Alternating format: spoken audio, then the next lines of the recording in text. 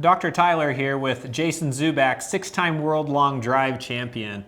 And Jason, if there's a force that might be my favorite force in the golf swing, it may be the force that we're talking about right now, and it might be one of the ones that players tend to struggle with a ton, right? And this is actually what our lead leg does in the downswing. And we focus a lot on what the lead leg does from a vertical side. I hear a lot about that. But I don't hear enough about what it does in that lateral direction, okay? Now, when we're talking about lead leg lateral force, we're really looking in our software at this blue line. And there's a key difference as we look at the lead leg compared to the trail leg. The trail leg is all about generating that ground reaction force pointed in the positive direction or towards our target. But once we get everything kind of moving forward, we could almost describe this as a little bit of a braking force, which is the capacity of that lead leg to actually create a ground reaction force that is pointed in the negative direction, right, as indicated on this blue line in the software, which signifies a golfer pushing really hard, not just down into the ground, but towards the target and getting a nice ground reaction force that's pointed away from the target. Is this lead leg force something that you look at a lot as well? Absolutely, it's critical. The way I like to think about it, if the player keeps moving laterally through impact, they can't do all the good things they need to do out of that lead leg with either creating this vertical, which we know is super important, but also rotational. Mm-hmm. So if that lateral isn't, like, essentially, we put the brakes on with that lateral, it creates a huge amount of problem. And, we see the best players and the fastest players in the world, they push quite a bit harder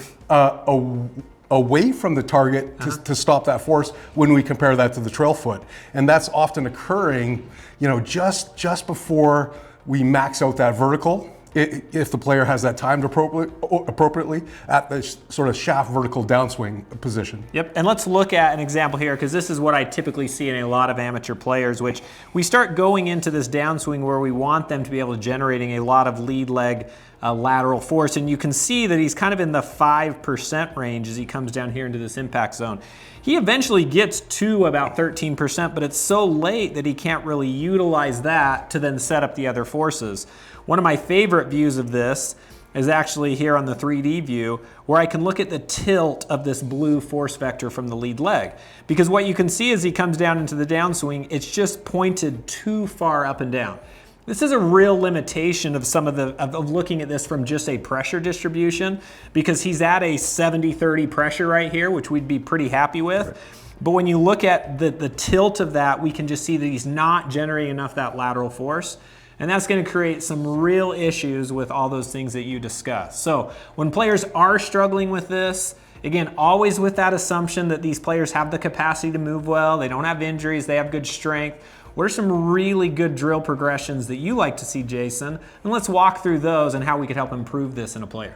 Now, the first in this series, we can take all of our drills, all our half step forward drills that we did in the previous series, and apply these in this scenario, because we're creating extra momentum than what we would usually have, and we have to stabilize that lead leg, so increase that lead leg braking force. But if we wanted to up the ante a bit, we could initiate a second version of that drill called the double step, where it's a combination of loading the trail side, getting out of that trail side, loading the lead side, but having to stabilize as well. Now, what does that look like? We have the player take their normal stance, position their feet together. We're going to start the club forward and take that half step back. Then as the club passes where the golf ball would be, we step forward and finish the swing aggressively. We're going to do 3 preparatory repetitions and then 3 full repetitions. Let's take a look what that looks like.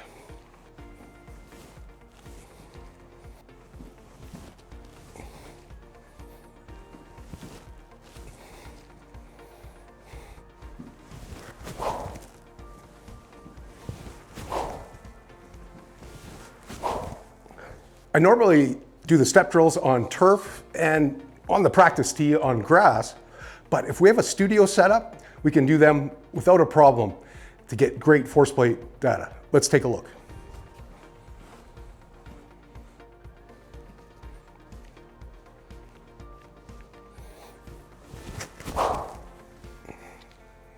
Our next drill in the progression of lead foot braking is a very interesting one because it gets after a lot of the forces that we're trying to create and also the associated torques that we're producing from that. This lead foot braking, extremely important. In this case, we're going to use the wedges as a stabilizing force, and we're going to use a half step forward. So it's lead foot braking, half step forward with the wedges. In this case, I call this super drill. And it's one I came up with a couple of years ago, and I find this extremely effective in helping the player develop that lead foot braking force, but also gets into a couple of the other forces. What we're gonna have the player do, take their normal stance. We're gonna orient the wedges so that the lower part of the wedge is at the foot and the upper part is away from the foot. Oriented, if we looked on a clock, about the 10:30 position. Now we're gonna step back. We're gonna start the club forward. As the club passes where the golf ball would be, we're gonna take that step onto the wedges. And we have the idea now, we're producing force. We're gonna push towards the target and up and at that 10:30 position. So we're gonna displace that foot behind us and slightly rearward. So it's gonna look something like this.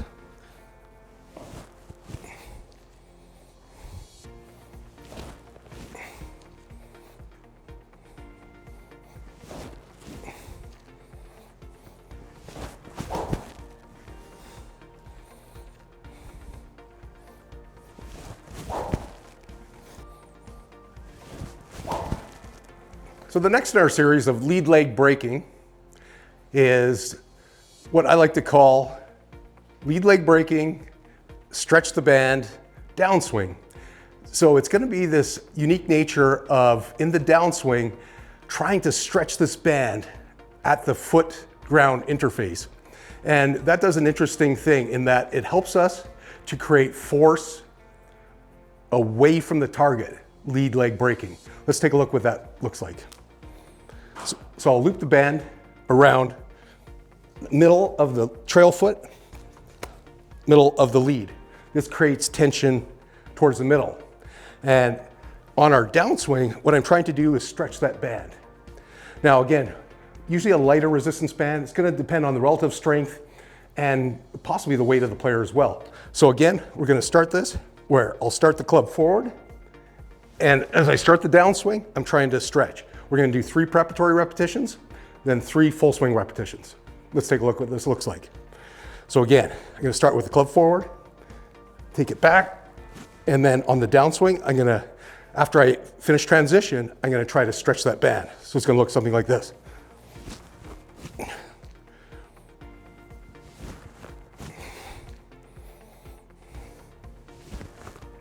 Now 3 full swings. Let's take a look. Again, start the club forward.